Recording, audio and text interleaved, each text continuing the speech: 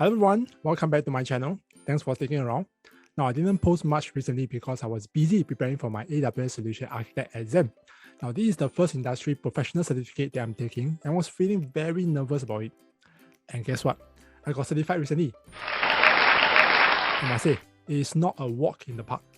I spent about 2 months preparing for the exam. Prior to that, I have a few months of experience working on some projects using AWS Services. So in today's video, I'm going to share with you what I've learned and hopefully it'll be helpful to you in preparing for your exam. Let's get into it. I know that Udemy is one of the largest online learning platforms out there, and they will surely offer courses that help to prepare people for the AWS Solution Architect cert.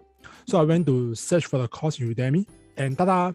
Ultimate AWS Certified Solution Architect Associate 2022 by Stephen Merrick.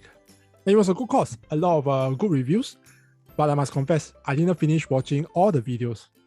It has about 300 plus training videos, quite a lot of content. What I did was, I took the quiz for each topic, so I will understand what is the knowledge gap. I went back and reviewed the questions that I got it wrong, and tried to understand why I got it wrong in the first place. Now, AWS also offers the skill builder track, but I didn't use that because I feel that the Udemy course is more comprehensive in terms of helping me clear the exam. So a few tips I would like to share with you. First, you need to understand the different services offered in AWS. Now, AWS offers hundreds of services. Some of the services are very similar in nature, but have different use cases. So come up with a comparison table if you have to.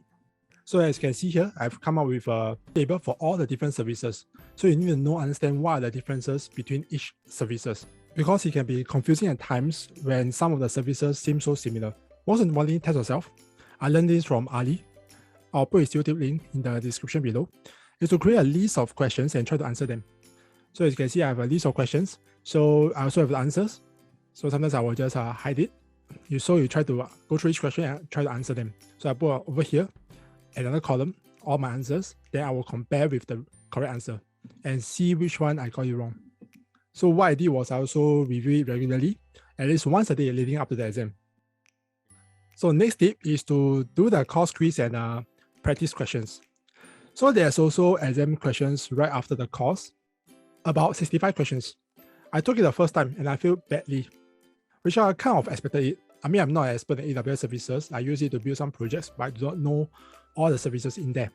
The questions are difficult because it's scenario-based and some answers are very similar.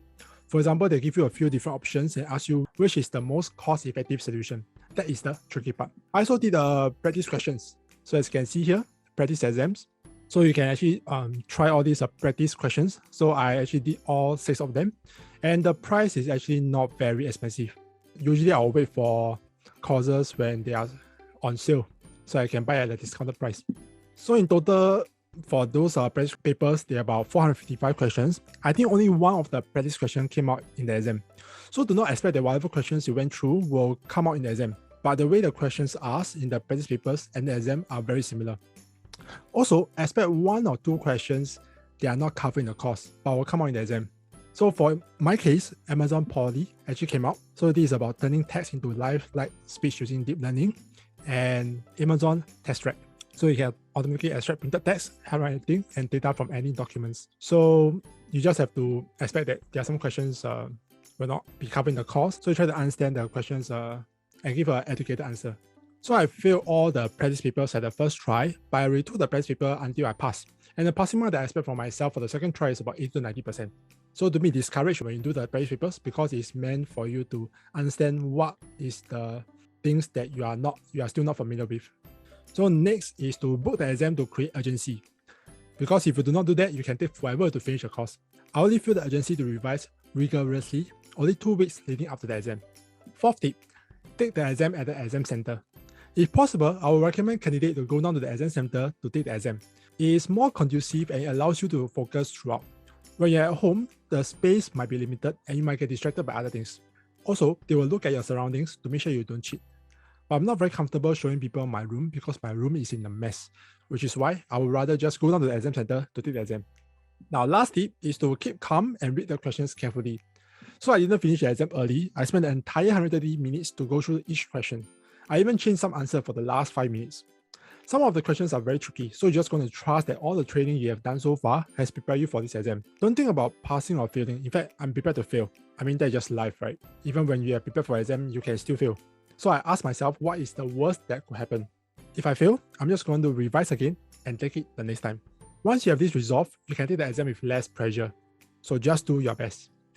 In conclusion, even after getting certified, I still feel that I really need a lot more hands-on experience to be comfortable in using all the different services. But I've learned so much in terms of the services that AWS provides and when to use each of them. So that's all I have to share with you guys. Let me know in the comment section below if this video has benefited you. If you like this video, I'll appreciate you can give a thumbs up and subscribe to my channel. I'll see you in the next video.